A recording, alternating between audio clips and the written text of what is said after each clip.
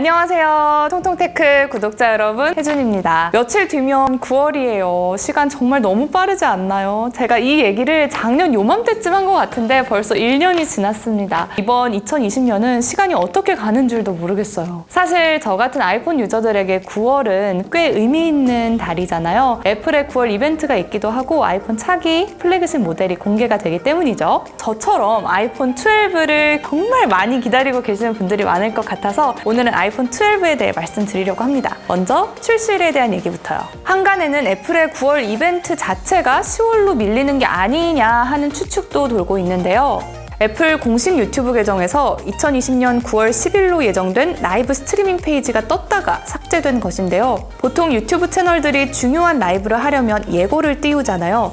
그러니까 애플은 예정대로 9월 10일 이벤트를 열겠다는 의지가 있다고 봐야 할 것 같아요. 그런데 스트리밍 예고를 띄웠다가 다시 삭제한 것은 무슨 이유일까요? 첫째는 애플이 9월 10일 이벤트를 열겠다는 것을 알리려고 했다가 아직 코로나로 인해 시기가 이른 만큼 좀 더 상황을 지켜본 다음 추후에 여는 게 맞다는 판단으로 내린 것 하나와, 둘째는 일련의 티징 효과가 아닐까 싶어요. 어쨌거나 9월 10일 이벤트는 지금보다 아주 악화되지만은 않는다면 열릴 것 같다는 게 저의 조심스러운 추측입니다. 자, 그러면 9월 이벤트가 열린다고 가정을 한다면 9월 이벤트의 주인공은 아이폰 12일까요? 아니면 아이폰 12가 공개가 됐다가 출시 일자가 확정이 될까요? 50-50, 반반이라고 봅니다. 애플은 9월 이벤트에서 아이폰 12를 공개하지만 출시일을 10월로 얘기할 수 있겠죠. 그러나 애플의 CFO가 아이폰 12 출시 지연을 언급한 것으로 볼 때 이 가능성은 그렇게 커 보이지는 않습니다. 대신 아이폰 12에 대한 공개는 10월 이벤트로 넘기고 9월 이벤트에서는 아이패드, 애플워치 시리즈 6와 같은 하드웨어를 공개하는 게 아닐까요? 그럼 아이폰 12 시리즈가 어떤 라인업으로 구성되는지, 그리고 그 배경은 무엇인지에 대해서 말씀드릴게요. 아이폰 12 시리즈는 4종으로 나올 예정인데요. 예전 아이폰 12 영상에서도 언급했듯이 5.4인치, 6.1인치 두 모델, 6.7인치로 나올 것이고요. 다양한 가격 정책을 펼칠 예정입니다. 애플은 상반기 아이폰 SE 2세대의 호의적인 반응을 고려해서요. 이번에도 가격 낮추기에 돌입했습니다. 경기가 안 좋아지면서 사람들의 소비 심리가 위축되었으니까요. 애플은 이를 고려하지 않을 수 없겠죠. 그러나 이번 아이폰 12의 하드웨어가 스테인리스에서 알루미늄으로 변경된다는 루머는 이와 같은 애플의 전략과는 부합하진 않아 보였어요. 알루미늄 7000번 듀랄루민으로 바뀔 것이라는 얘기가 있는데요. 듀랄루민은 가볍고 단단한 합금으로 주로 비행기 합판이나 자동차 패널에 사용되는 소재예요. 워낙 최상위의 모델이어서 아이폰 12에 적용된다면 무게는 줄일 수 있지만 원가 절감에는 딱히 적합해 보이진 않겠다라는 생각이 들더라고요. 뿐만 아니라 아이폰 12의 5G가 전 모델에 탑재가 된다면 가격이 안 들리세요? 가격 올라가는 소리?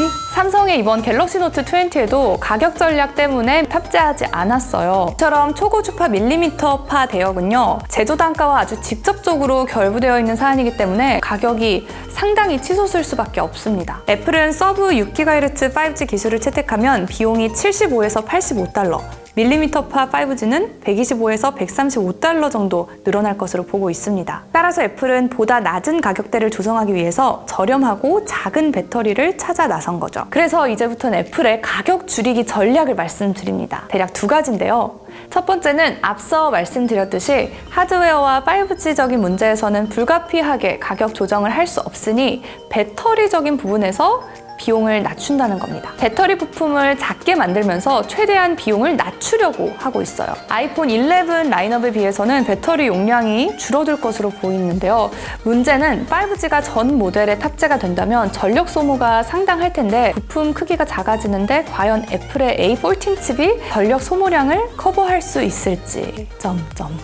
배터리 타임을 중요하게 생각하시는 분들은 이 부분을 가장 아쉬워하실 것 같아요. 두 번째 방안으로는 패키징에서 이어폰과 충전기를 빼려고 한 거죠. 루머로만 도는 얘기라고 생각했는데 최근 유출된 이미지를 보면 한 장은 아이폰 12 프로 맥스에 458ppi 및 2788, 1284 해상도, 햅틱 터치를 지원하는 6.7인치 슈퍼 레티나 XDR OLED 디스플레이가 탑재될 것을 보여주고요. 또 다른 이미지는 유선 및 무선 고속 충전을 지원한다는 내용 아래에 20W 어댑터는 별도 판매라는 내용이 추가되어 있어서 충전기 별도 판매 소문에 힘을 실어주고 있습니다. 이 두 가지만 봐도 사실 초고스펙의 아이폰 12를 기대하셨던 분들의 만족감을 채워주기에는 약간 미흡한 걸로 보이는데요. 하지만 그럼에도 불구하고 애플의 이런 전략적인 다양한 가격 정책은 또 한 번 올 하반기 스마트폰 시장을 강타할 수도 있겠다라는 생각이 듭니다. 올 상반기 출시된 $399의 저렴한 아이폰 SE 2세대를 통해서 애플 유저가 아닌 타 기종 사용자들까지 유입을 시켰어요.